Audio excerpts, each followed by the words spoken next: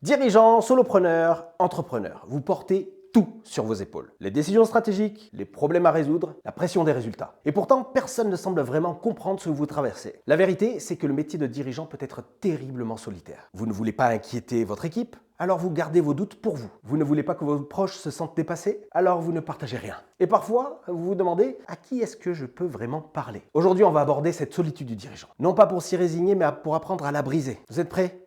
On s'y attaque.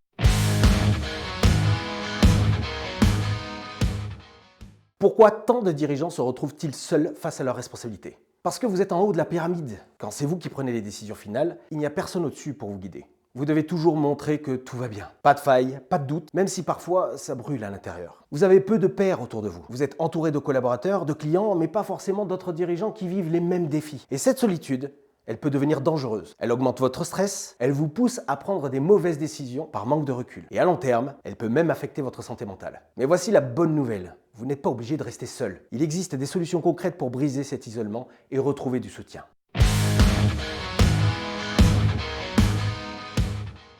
Voici 4 solutions concrètes pour combattre la solitude du dirigeant et retrouver une énergie collective. Première étape, créez votre cercle de pairs.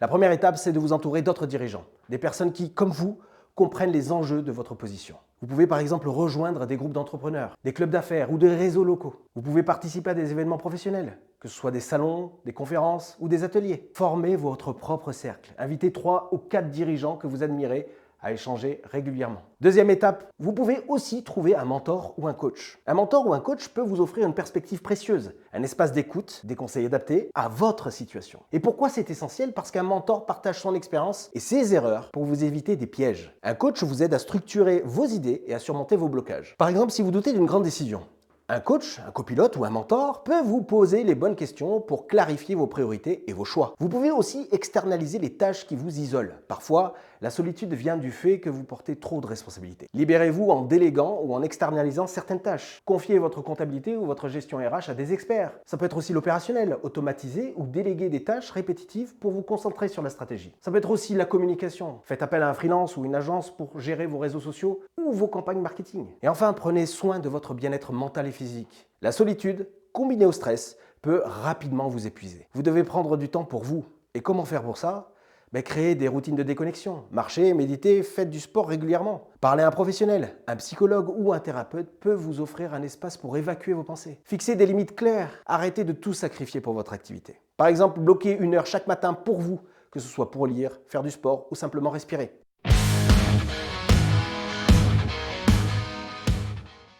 Alors retenez bien ça, la solitude du dirigeant n'est pas une fatalité. Vous avez le pouvoir de la briser en créant un cercle de pairs pour échanger et grandir ensemble, en trouvant un mentor, un copilote ou un coach pour vous guider et vous soutenir, en externalisant les tâches qui vous enferment dans l'isolement et en prenant soin de votre bien-être mental et physique pour rester fort ou forte et aligné. Votre mission cette semaine, identifiez une action pour vous sortir de l'isolement. Contactez un groupe d'entrepreneurs, prenez rendez-vous avec un coach ou un copilote ou déléguez une tâche qui vous pèse. Vous méritez de ne plus porter tout ce poids seul. Vous avez besoin d'aide pour sortir de l'isolement? Laissez un commentaire ou contactez la boîte à outils du dirigeant. On est là pour vous accompagner. Et surtout, partagez cette vidéo parce que franchement, combien de dirigeants souffrent en silence? Donnez-leur ces clés pour retrouver du soutien. Salut! Dans ce voyage